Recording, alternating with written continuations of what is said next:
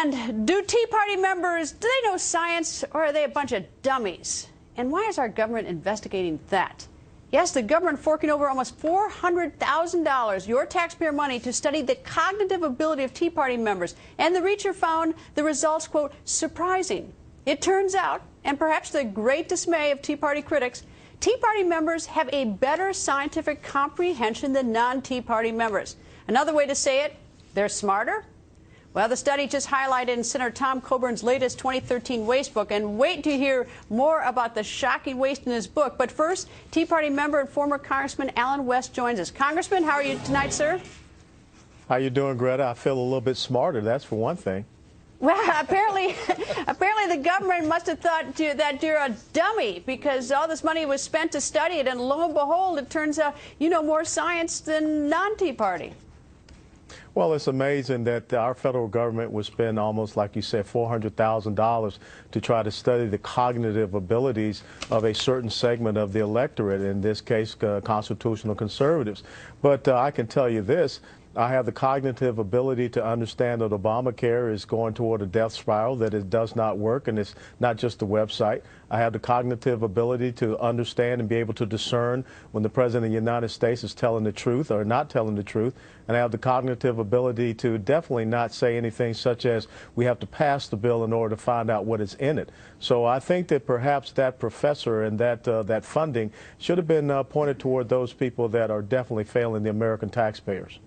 Well, this $400,000 that went to a Yale law professor for his story, apparently he was stunned. I guess he certainly had his thoughts beforehand, because he said he found the result puzzling and had predicted the cognitive scores would be negatively correlated with right-wing ideology. Although I think a lot of Tea Parties would say they're not necessarily right-wing ideology, but that they are fiscal conservatives.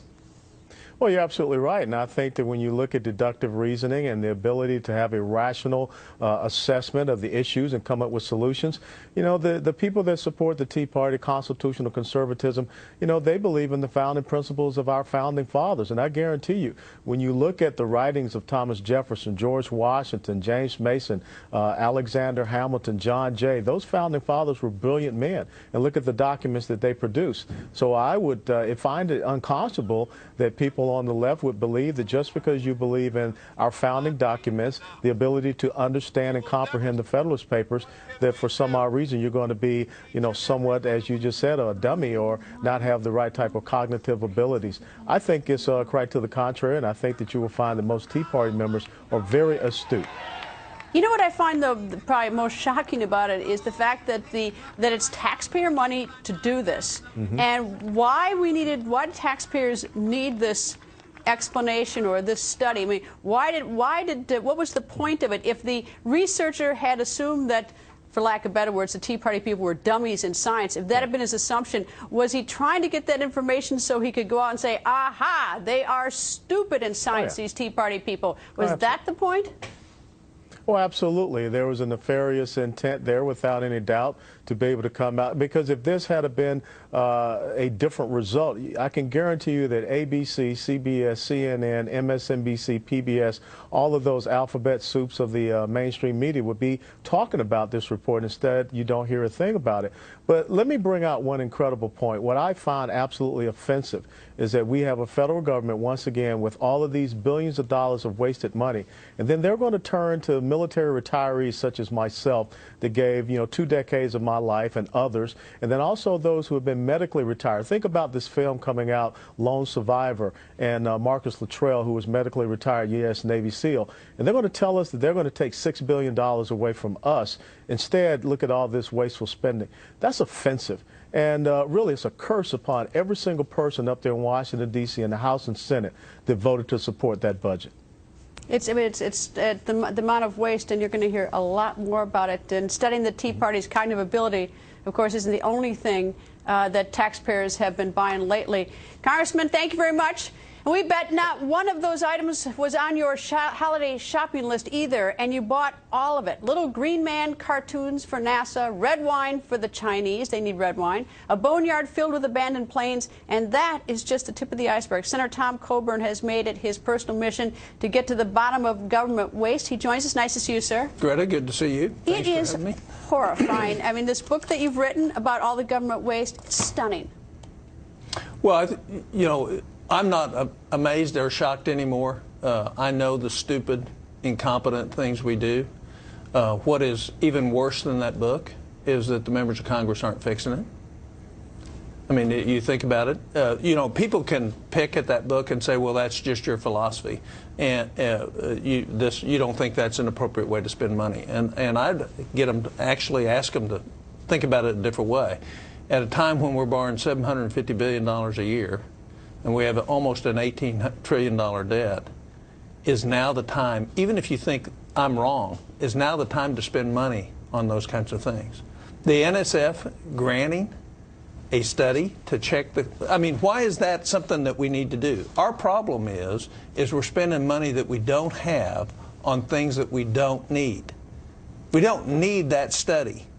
Well, in the introductory first part of the book, you talk about how the president and his cabinet issued dire warnings about a cataclysmic impacts of sequestration that taxpayers, you know, with the whole what was going to happen to us. Yet we just spend money like crazy on these projects. Well, this book is half of the sequester. There's over $31 billion in this book, and I've got another 200 or 300 projects that I could put into a list that could easily give us $100 billion a year. So the question that taxpayers ought to be asking is, why isn't Congress fixing that? You know, but I don't understand, why isn't the media, you ask why Congress doesn't fix it. I don't know why the media doesn't jump on it. You say 400,000 to determine whether or not the Tea Party people are dummies in science or not, and the media will say, well, that's just 400,000.